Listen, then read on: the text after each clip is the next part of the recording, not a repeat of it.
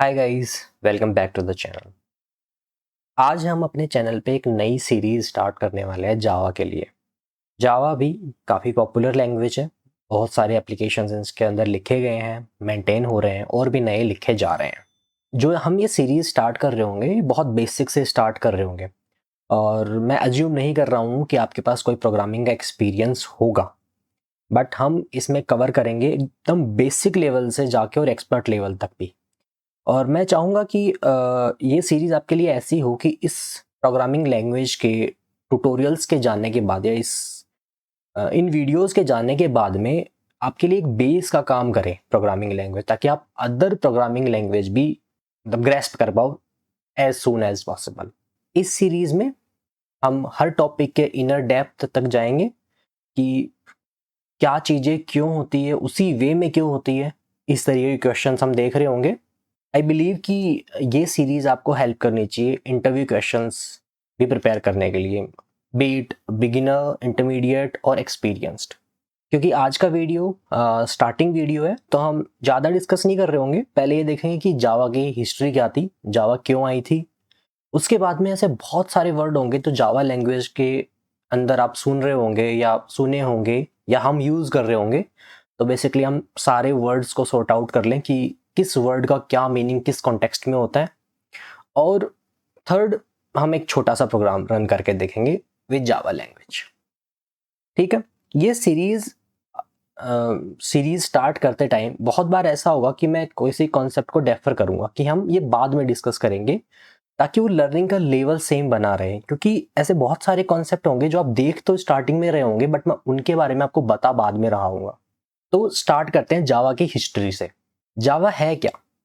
जावा एक programming language है। Programming language क्या होती है? जिससे आप मशीन्स को प्रोग्राम करते हो कोई काम करने के लिए। That's programming language basically. अब प्रोग्रामिंग लैंग्वेज में भी specifically high level programming language है। तो अब आप पूछ सकते हो कि अदर प्रोग्रामिंग लैंग्वेज कौन कौन सी होती हैं। तो ऑब्वियसली लो लेवल होती है, मीडियम लेवल असेंबली लेवल होती है और हाई लेवल होती है। लो लेवल डायरेक्ट मशीन को मशीन की लैंग्वेज में ही बात करना, मतलब आपने कोई इंस्ट्रक्शन से काम करवाना चाहते हो बट आपने उसे को मशीन की लैंग्वेज कौन सी होती है, 010101, राइट। तो उसी के फॉर्मेट में आपने उसे इंस्ट्रक्शन दिए, ये होती है मशीन लैंग्वेज। आप कहीं बुक्स वगैरह में पढ़ रहे होंगे तो मशीन लेवल का मशीन लैंग्वेज का एग्जांपल आपको वो दिया होगा, पंच कार्ड, जिन पंच कार्ड में बाइनरी इंस्ट्रक्शंस होते थे, वो पुश करो वो इंस्ट्रक्शन मशीन के पास पहुंच जाते थे। अभी नहीं लिखते वो कोड में क्योंकि वो समझ में भी नहीं आने वाला कि अपन को, तो मतलब डेवलपमेंट फ्रेंडली नहीं है वो। उसके बाद असेंबली लैंग्वेज आई थी, जिनमें ये समझ सकते हो मिडिल ग्राउंड था हाई लेवल लैंग्वेज का और लो लेवल लैंग्वेज का। तो अब आपने अगर कंप्यूटर की क्लासेस ली होंगी तो एक सब्जेक्ट होता था माइक्रो कंट्रोलर, माइक्रो प्रोसेसर, जिसमें हम प्रोग्राम करना सीखते थे। तो उसमें क्या करते थे हम, कुछ सेट ऑफ हमें ऑपरेशंस दिए होते थे वो काम करने के लिए। जैसे सम ऐड करना है हमें 2 नंबर का, तो पहले हमें क्या करना पड़ता था, रजिस्टर्स में पुश करना पड़ता था। तो पुश ये वैल्यू वहां पे, पुश ये वैल्यू वहां पे, फिर सम इन 2 रजिस्टर्स का। तो इतनी यूजर फ्रेंडली नहीं थी बट वो बेटर देन मशीन लैंग्वेज थी। उसके बाद हमारे पास आई high level language. High level language मतलब वो लैंग्वेज इंसानों के समझने लायक है। नॉर्मल इंग्लिश लाइक सेंटेंसेस होते हैं, वो सेंटेंसेस ही हम लिखते हैं। सेकंड है कि जावा रिक्वायर क्यों हुई, मतलब हर चीज होती है, हर चीज की रिक्वायरमेंट आती है। उस टाइम C++ चल रही थी, राइट। तो उसके बाद में जावा की रिक्वायरमेंट क्यों आई, मतलब क्या करने गए थे रिक्वायरमेंट कि उसने ये लगा कि हाँ जावा सॉल्व करेगी।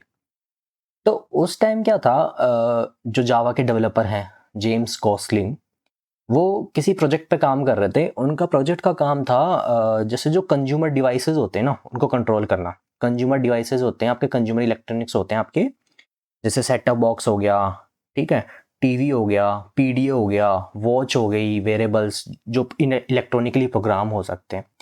तो वो सोच रहे थे कि कैसे मैं इसी एक डिवाइस से इन सब चीज़ों को कंट्रोल करूं। तो इस पर्पस ने, जो ये पर्पस था उनका कि एक डिवाइस से कंट्रोल करें, इस पर्पस ने एक प्रोग्रामिंग लैंग्वेज की रिक्वायरमेंट क्रिएट की कि भाई कोई डिफरेंट प्रोग्रामिंग लैंग्वेज होनी चाहिए। तो इससे बनी थी जावा। पहले उसका नाम ओक था, धीरे धीरे उसमें क्या बोलते हैं थोड़े थोड़े इन्हेंसमेंट हुए, फिर वो बनी। बट बेसिक फंडा यही था कि जेम्स गोसलिंग को कंज्यूमर इलेक्ट्रॉनिक्स के ऊपर चलने वाला कुछ बनने वाला चाहिए था, ताकि वो हर तरीके के प्लेटफॉर्म पे चल सके, राइट। क्योंकि अब आप देख रहे हो कि जो इंटरनल आर्किटेक्चर वो टोटली डिफरेंट होगा एक घड़ी का जिसपे कुछ ऑपरेटिंग सिस्टम चल रहा है, और विंडोज मशीन का या फिर एक टीवी का, राइट। तो इन सब पे सेम तरीके से चल सके इसके लिए उन्होंने प्रोग्रामिंग लैंग्वेज निकाली थी जावा। उस टाइम सन माइक्रो सिस्टम के अंडर जावा का डेवलपमेंट हुआ था। उसके बाद क्या हुआ कि ये तो मेन पर्पस था, बट ऑब्वियसली पर्पस फुलफिल हो गया। बट उस टाइम है ना WWW भी आ गया था, वर्ल्ड वाइड वेब, लोग वेब वगैरह पे काम कर रहे थे। तो उस टाइम जो जावा की कैपेबिलिटी थी डिफरेंट डिफरेंट एनवायरनमेंट्स पे सीमलेस काम करने की, उसने बड़ा बूस्ट दे दिया इस चीज़ को। क्यों? क्योंकि अब आप एक बार कोड लिख रहे हो और वो कोड हर जगह एग्जीक्यूट हो रहा है। ये कैसे हो रहा है वो हम आगे देखेंगे, बट इस चीज़ ने जावा को बहुत पॉपुलर बना दिया। उसके बाद में उसी तरीके से जो मोबाइल एप्लीकेशंस के लिए था उसके लिए फिर J2ME आया, और जो एंटरप्राइज एप्लीकेशन के हाई स्केल के थे उनके लिए J2EE आया। ये 2 क्या है? Second version of Java. बाद में धीरे धीरे ये 2 को ड्रॉप कर दिया गया, वो JEE बन गया, JME बन गया, JSE बन गया, स्टैंडर्ड एडिशन, इस तरीके से। तो जावा की फर्स्ट रिक्वायरमेंट थी डिफरेंट डिफरेंट सिस्टम्स पे कोड को रन करवाना, ना सेम एप्लीकेशन डिफरेंट डिफरेंट जगह पे काम कर रही है और सीमलेसली काम करनी चाहिए। तो ये था जावा लैंग्वेज का मेन पर्पस। अब बात करते हैं कि कुछ टर्मिनोलॉजी हम डिस्कस करते हैं कि भाई जावा के अंदर ये क्या होता है। बहुत बार सुनोगे जावा डिफरेंट कैसे है दूसरी लैंग्वेज में, क्योंकि जावा में ये सब चीज़ें दी हुई हैं और उधर ये सब चीज़ें नहीं है। तो हम इन सब चीज़ों का वो देखेंगे कि इसकी टर्मिनोलॉजी में हर चीज़ का मतलब क्या होता है, राइट। तो पहले ऑब्जेक्ट ओरिएंटेड।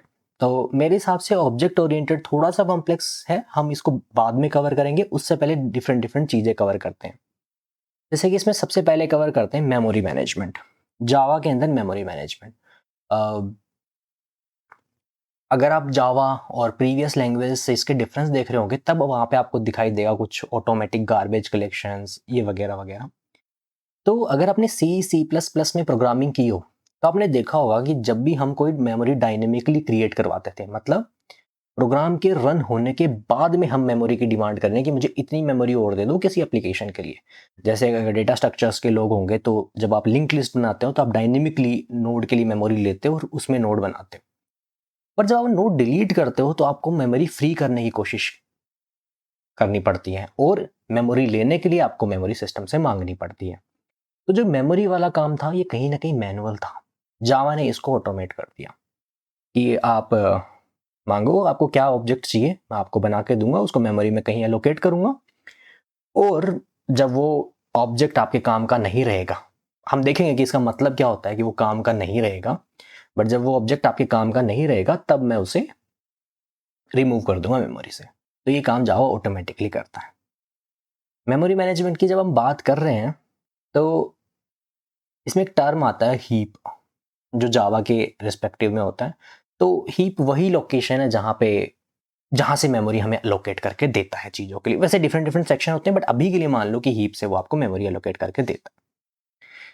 दूसरी चीज़ हुई प्लेटफॉर्म इंडिपेंडेंट। अब जावा की हमने बात की कि जावा प्लेटफॉर्म इंडिपेंडेंट थी, सारे सिस्टम पे चल जाती थी।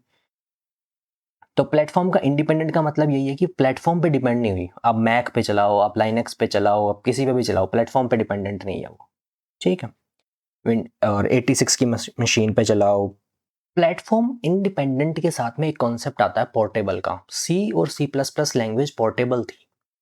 पोर्टेबल का मतलब क्या होता है कि जैसे आपने कोई प्रोग्राम लिखा तो वो प्रोग्राम आप कहीं भी चला सकते हो। उस प्रोग्राम को चलाने के लिए बट करना क्या पड़ेगा, उस ऑपरेटिंग सिस्टम के लिए, उस मशीन के लिए उस प्रोग्राम को कंपाइल करना पड़ेगा, मतलब एग्जीक्यूटेबल उस मशीन के स्पेसिफिक बनाना पड़ेगा। इसे बोलते हैं पोर्टेबिलिटी। और प्लेटफॉर्म इंडिपेंडेंट क्या है कि आपने वो कोड दे दिया, ठीक है, उस कोड का एक इंस्टेंस दे दिया, वो कोड अब कहीं भी चल सकता है, आपको उसे दोबारा दोबारा कंपाइल करने की जरूरत नहीं है। ये हो गया। एक कॉन्सेप्ट है हमारा WORA, write once run everywhere, मतलब एक बार आप कोड लिखो, आप हर जगह उसको रन कर सकते हो। Same kind of platform independency की। सोर्स कोड, जिस फाइल में आप एक्चुअली अपना कोड लिख रहे होंगे उसको बोलते हैं सोर्स कोड, उसका एक्सटेंशन डॉट जावा होगा।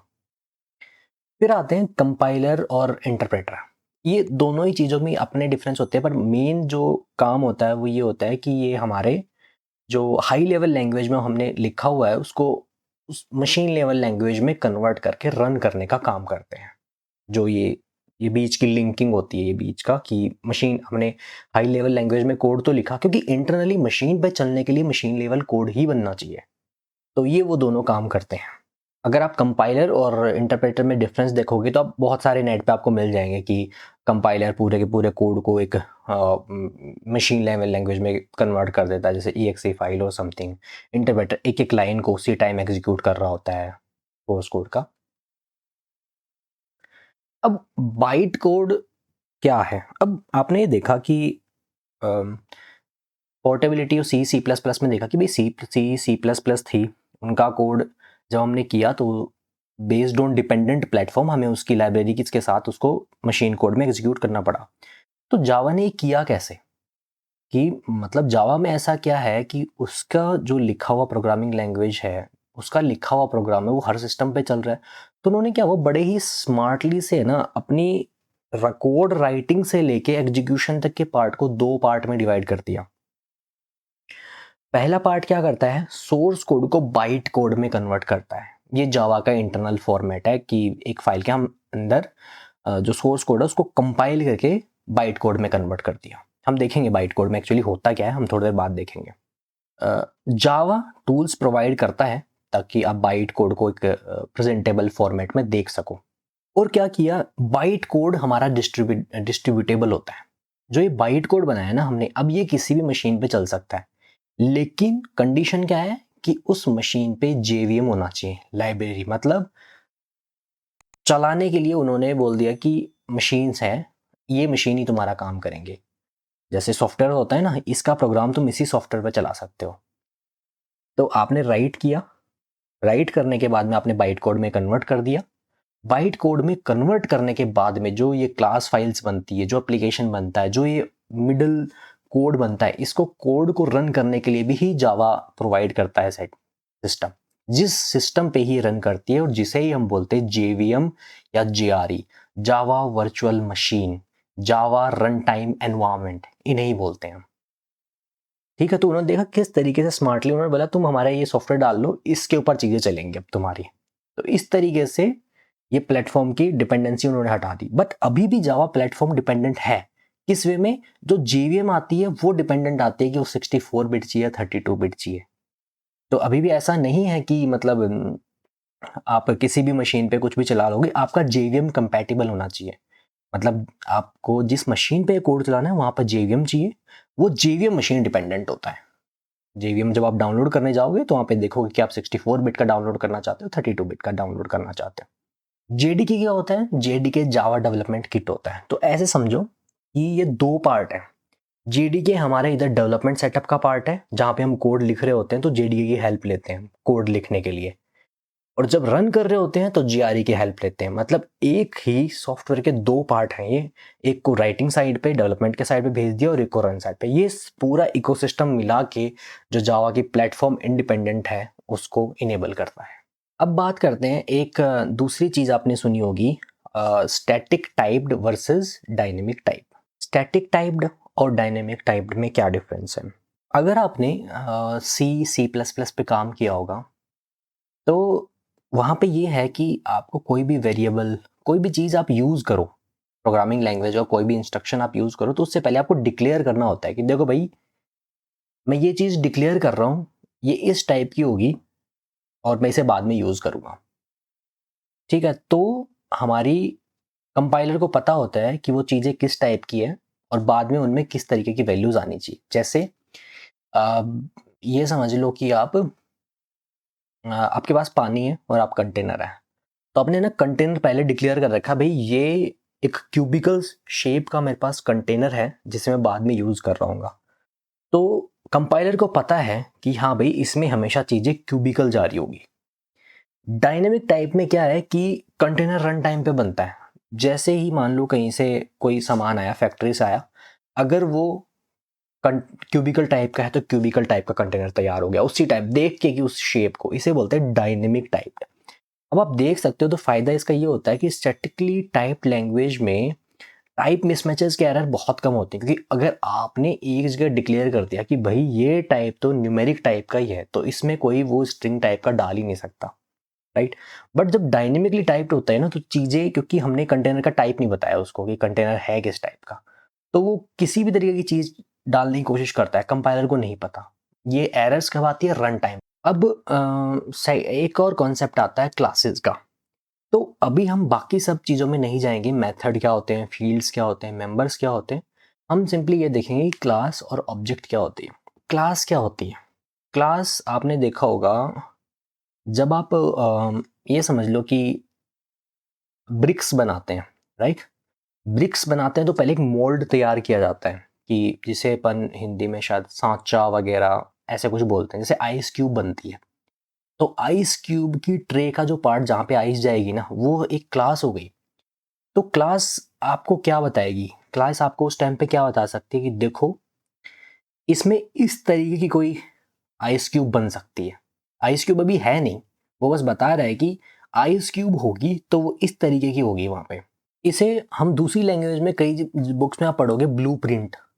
ब्लूप्रिंट का मतलब क्या हो गया कि जैसे घर होते हैं ना, घर के मैप होते हैं, नक्शे होते हैं कि मेरा घर ऐसा होगा, तो वो सिर्फ एक ब्लूप्रिंट है, वो एक नक्शा है, अभी तक घर कहीं बना नहीं है।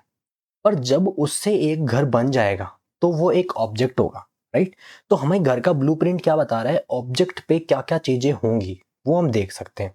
जैसे मेरे ऑब्जेक्ट के जो मेरे घर के मैप में हो सकता है कि मेरा लिविंग रूम की साइज ही होगी, तो जो भी ऑब्जेक्ट उससे वो होंगे वहां पे ये होगा।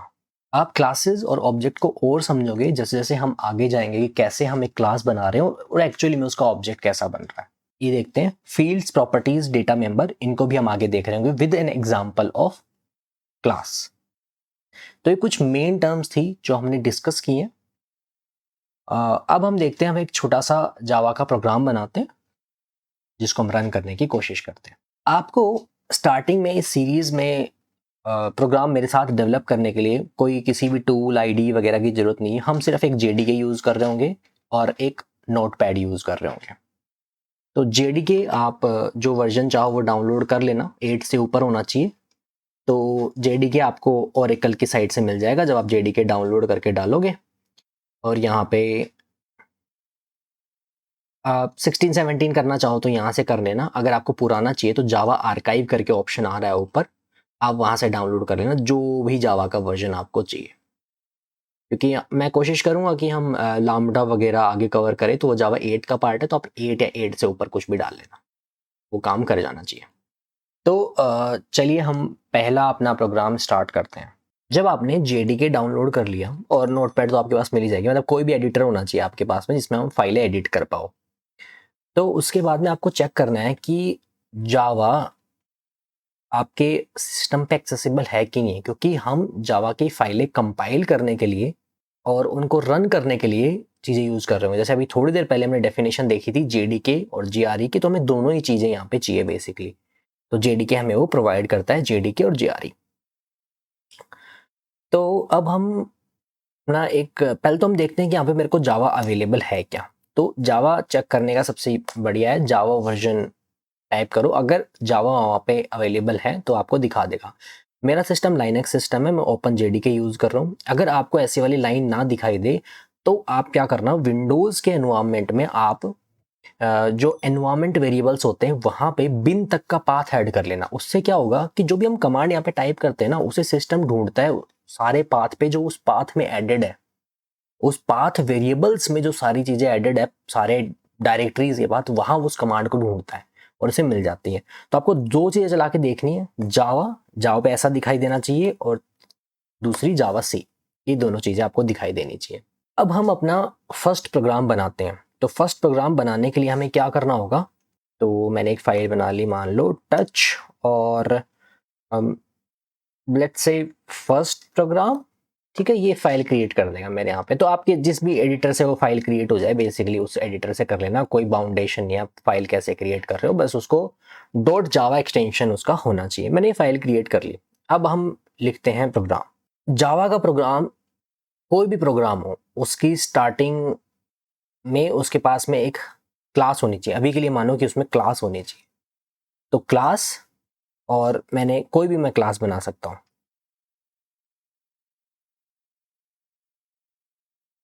करली ब्रैकेट स्टार्ट, करली ब्रैकेट ये। तो जो क्लास की हम बात कर रहे थे, वो क्लास यहाँ पे ये आती है। ये फर्स्ट प्रोग्राम नाम का कोई ब्लूप्रिंट है, फर्स्ट प्रोग्राम नाम की कोई डाई है। जैसे नोट छापने की डाई होती है ना, वो खुद में तो कोई नोट होता नहीं है, बट वो बहुत सारे नोट छापती है उससे। तो इस तरीके से फर्स्ट प्रोग्राम नाम की हमारी क्लास है। और एक्चुअली में बस इतना ही है जावा का। अगर आपको फर्स्ट प्रोग्राम देखना हो, हम इस प्रोग्राम को कंपाइल कर सकते हैं। कंपाइल करने के लिए क्या करना है आपको, वो फाइल यहाँ पे अवेलेबल है, जावा सी, और उस फाइल का नाम, ये फाइल आपकी कंपाइल हो जाएगी। कंपाइल होके, जो अभी हमने थोड़ी देर पहले डिस्कस किया था कि जावा इंटरमीडिएट जनरेट करता है, उसने दो पार्ट में डिवाइड कर दिया ना, सोर्स कोड से लेके एग्जीक्यूशन तक का एनवायरनमेंट उसने दो पार्ट में डिवाइड कर दिया। तो उस पार्ट को, इंटरमीडिएट पार्ट जो इन दोनों को लिंक करता है, वो है डॉट क्लास फाइल। वो इधर से जनरेट होके इधर ट्रेवल करती है और वहां एग्जीक्यूट होती है। ठीक है, अब अगर आप इस बाइट कोड को रन करने की कोशिश करो तो क्या होगा, ठीक है, आप देखना, सिंटेक्स नोटिस करना। मैंने जब उस प्रोग्राम को कंपाइल किया था तो मैंने प्रोग्राम का पूरा डॉट जावा फाइल तक का नाम दिया था, बट जब मैंने क्लास दी है तब मैंने फर्स्ट प्रोग्राम लिखा। ये क्लास की कौन सी क्लास का नाम है, ये जो यहाँ पे क्लास फाइल बनी है उसका नाम है ये, डॉट क्लास छोड़ के। ठीक है, तो कुछ टाइम पहले जावा में चेंजेस हुए थे कि अगर आप मेन मेथड आपके जावा में नहीं है तो रन नहीं कर सकती एप्लीकेशन। तो मेन मेथड काइंड ऑफ क्या है कि जैसे ब्लूप्रिंट में एक घर में एक मेन गेट होता है ना, वैसे ही आपका ये जो मेन मेथड होता है एक मेन गेट की तरह काम करता है। यहाँ से जावा का रनिंग स्टार्ट होती है बेसिकली। इससे पहले भी होते हैं थोड़े, बट अभी के लिए मान लो कि यहाँ से हमारी रनिंग स्टार्ट होती है। सबसे फर्स्ट एंट्री पॉइंट होता है वो ये मेथड होता है। हम डिस्कस करेंगे कि इस मेथड की सिंटेक्स ऐसी ही क्यों होती है, बट उससे पहले हम मान लेते हैं कि ये हमारा फर्स्ट मेथड है। इस मेथड में हमें करना क्या है, चलो हम दोबारा एडिटर में जाते हैं। हमें पता है कि हमारा फर्स्ट मेथड ये है, पब्लिक स्टैटिक वॉइड मेन। ठीक है, स्ट्रिंग,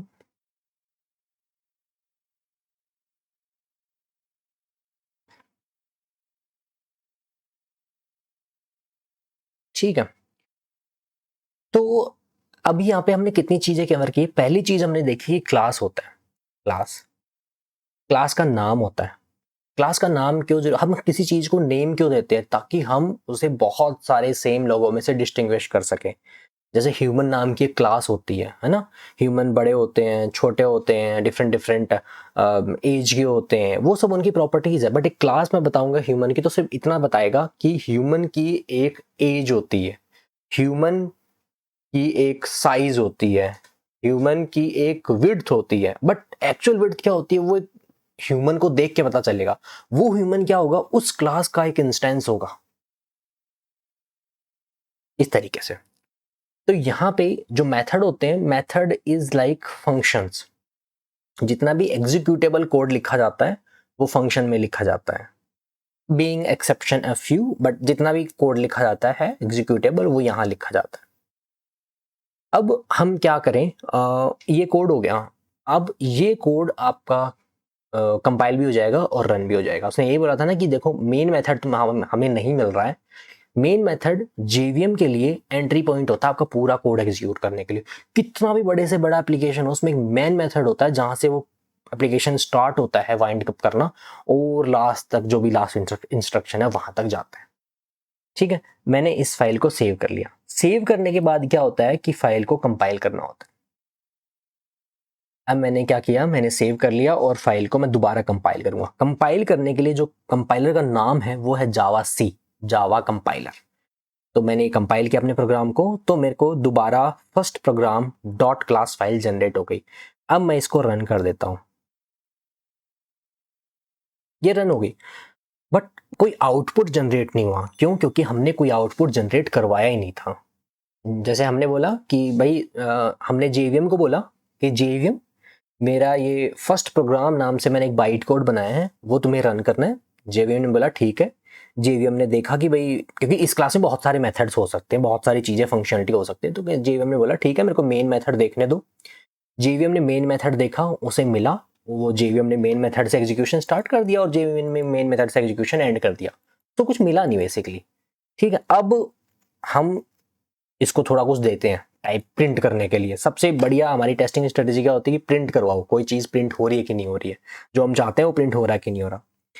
तो आप देखोगे कि जावा में कुछ प्रिंट करवाने का अजीब सी सिंटैक्स होती है। एवं हम देखेंगे कि system dot out dot print मैंने क्यों लिखा है, इसका मतलब क्या होता है, इसके पीछे भी कॉन्सेप्ट है। पर अभी के लिए कुछ चीज़ें हैं जो आप ध्यान में रख लो। क्लास से हमारा प्रोग्राम स्टार्ट होता है, पब्लिक स्टैटिक वॉइड मेन, जो ये सिंटैक्स है वो सिंटैक्स इस मेथड का पार्ट है कि जावा इसे कैसे रिकॉग्नाइज करेगी। अगर आप इस सिंटैक्स में से कुछ भी हटाते हो तो ये उसे वो मेन मेथड नहीं मिलेगा। जावा बोलती है ना कि मेरे को एक मेन मेथड चाहिए जिसका नाम मेन होना चाहिए और उसके ये एट्रीब्यूट होने चाहिए। अगर आपने कोई भी एट्रीब्यूट चेंज किया तो जावा चलाने से मना कर देगी, हम देखेंगे अभी। तो मैंने इसमें क्या प्रिंट करवाया, हेलो देयर। जब भी सोर्स फाइल में चेंज होता है उसकी कंपाइल फाइल में चेंज होना जरूरी है, जो क्लास फाइल है। हमने क्या किया, जावा सी फर्स्ट प्रोग्राम और जावा फर्स्ट प्रोग्राम, तो हेलो देयर प्रिंट हो गया। तो बेसिकली आपने जावा का फर्स्ट प्रोग्राम रन कर दिया है। आपको जावा में प्रोग्राम लिखने के लिए एक एडिटर जहाँ पे आप कोड लिख सको और एक जावा डेवलपमेंट किट जो कि जावा की लाइब्रेरीज हैं जो कि आपको इनेबल कर रही है कोड लिखने में। उसके अलावा आपको कुछ भी नहीं चाहिए, कितना ही बड़े से बड़ा प्रोजेक्ट आप लिख सकते हो। बट इस तरीके से लिखने के अपने प्रॉब्लम्स हैं कि आपको ये देखना पड़ेगा कि गलतियां कहाँ हो रही है, आपको सिंटेक्स की हेल्प नहीं मिल रही है कंपाइलेशन में, क्योंकि आपको पूरा कंपाइल करके देखना पड़ेगा। देखो अभी हम एरर करके देखते हैं। मैंने बोला था कि जावा में मेन मेथड वैसा ही होना चाहिए। मान लो मैं मेन मेथड के सिंटेक्स चेंज कर देता हूँ। मैं क्या करता हूँ, अभी इन इन चीज़ों का आपके लिए कोई मतलब नहीं है, तो मान लो मैंने ये हटा दिया, ठीक है, जो सिंटेक्स उसने बोली। तो ये मैंने क्या किया, जावा सी फर्स्ट प्रोग्राम कंपाइल हो गई फाइल। देखो कंपाइल और रन दो अलग अलग चीज़ें हैं। कंपाइल होने के लिए सिंटेक्स सही होनी जरूरी है। अगर सारी चीज़ों की सिंटैक्टिकल चीज़ें सही हैं तो वो फाइल कंपाइल हो जाएगी। रन होती है जब प्रोग्राम में रन टाइम पे ऐसे वेरिएबल इंट्रोड्यूस होते हैं जो उसमें एरर जनरेट कर सकते हैं। जैसे हमने देखा था कि कंपाइल फाइल हो गई पर JVM ने बोला मेरे को मेन मेथड दो, JVM को मेन मेथड हम नहीं दे पाए इसलिए उसने एरर दी। अभी मैंने प्रोग्राम को फाइल को कंपाइल कर लिया है, लेट मी चेक कि हमने सेव भी कर लिया था क्या, सेव भी कर लिया है।